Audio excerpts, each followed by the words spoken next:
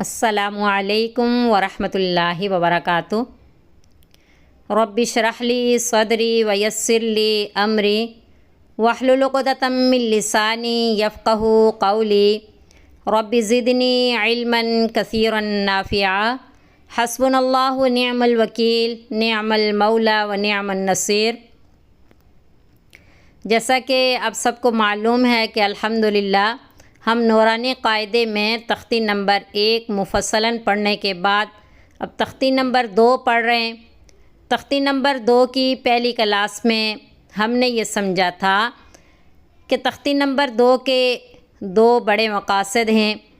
एक ये है कि इस तख्ती में शक्लों की पहचान करवानी है बच्चों को, क्योंकि तख्ती नंबर 1 में सारे हरूफ तहज्जी मुफरद थे, एक एक खाने में अकेले अकेले लिखे हुए थे, पूरी शक्लें थीं।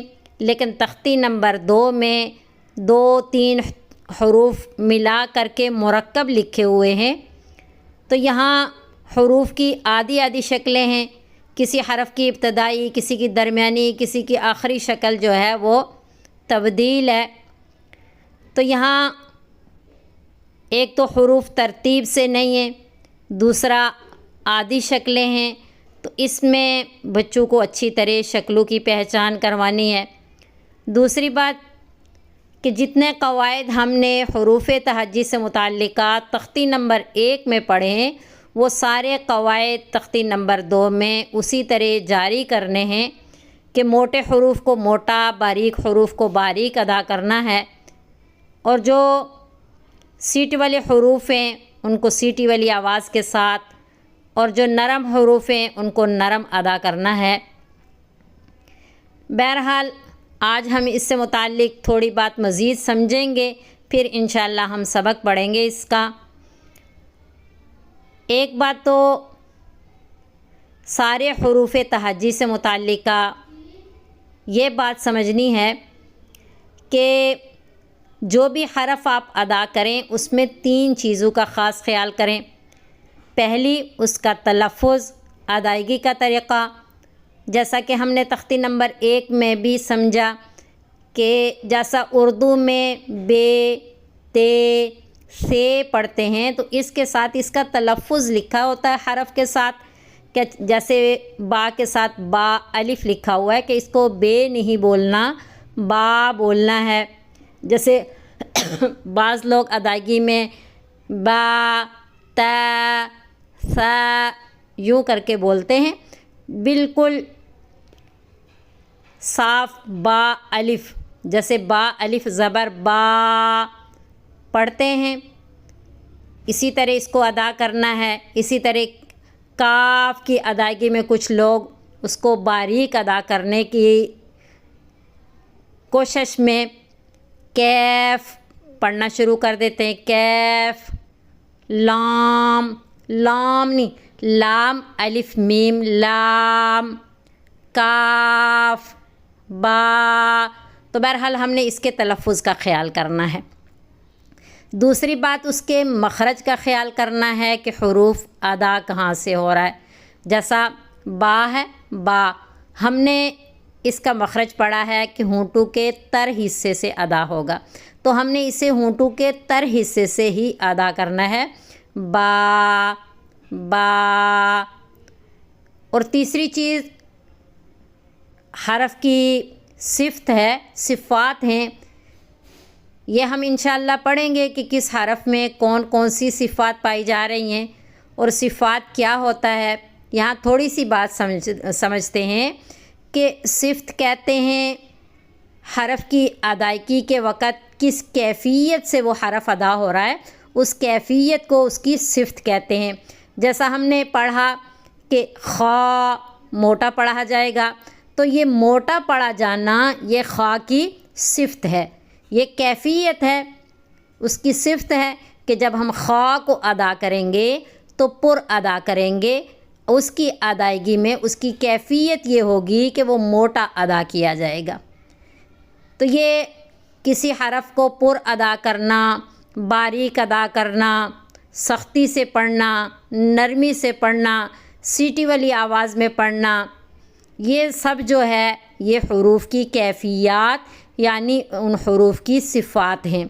تو بہرحال ایک تو ہم نے اس کے تلفظ کا خیال کرنا ہے، ایک حرف کے مخرج کا خیال کرنا ہے، اور ایک حرف کے صفات کا خیال کرنا ہے۔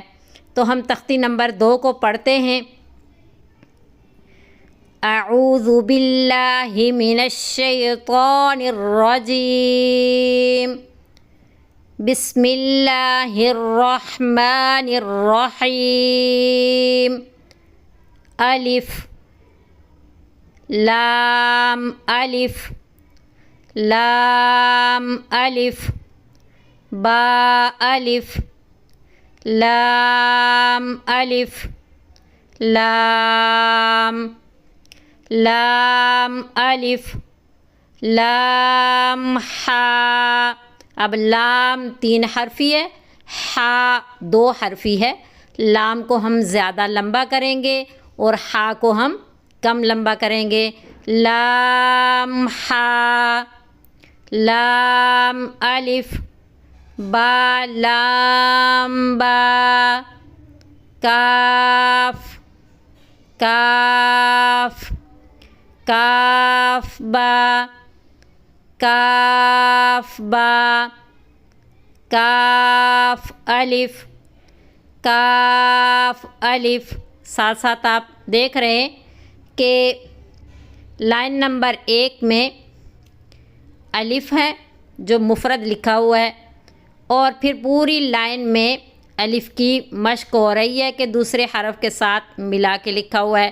پھر اس کے بعد لام، پھر اس کے بعد کاف، کاف کو مختلف شکلوں میں لکھا ہوا ہے، با کاف تا تا کاف سا با تا سا نون یا با الف نون الف تا الف یا الف سا الف با سین۔ اب با کو کم لمبا کریں گے، سین کو زیادہ لمبا کریں گے، یاسین نون سین تاسین۔ اور حرف کی ادائیگی میں آپ دیکھیں گے جتنے بھی حروف تہجی ہیں ان کے آخری حرف پہ جو ہے نا وہ سکون آتا ہے، جزم یعنی ساکن پڑھا جاتا ہے، جیسے جیم جیم یا میم جیم۔ تو آخری حرف کو اس پہ دیر نہیں لگانی، اس کو دبانا نہیں ہے، وقت نہیں لگانا کہ وہ مشدد ہو جائے، جیسے سین جیم ایسے نہیں کرنا۔ سا جیم تا حا نون خا یا حا با جیم یا میم با میم نون میم تا میم سا میم با یا یا نون یا تا یا سا یا نون با لام تا نون لام با یا لام یا تا لام سا لام نون با نون۔ آج کا ہمارا سبق جو ہے یہاں تک ہی ہے۔ امید ہے آپ کو ان حروف کی ادائیگی کی سمجھ آئی ہوگی کہ ہم نے ان کو کس طرح پڑھنا ہے، کس طرح ادا کرنا ہے۔ اللہ رب العزت ہمارے حامی و ناصر ہوں۔ السلام علیکم ورحمۃ اللہ وبرکاتہ۔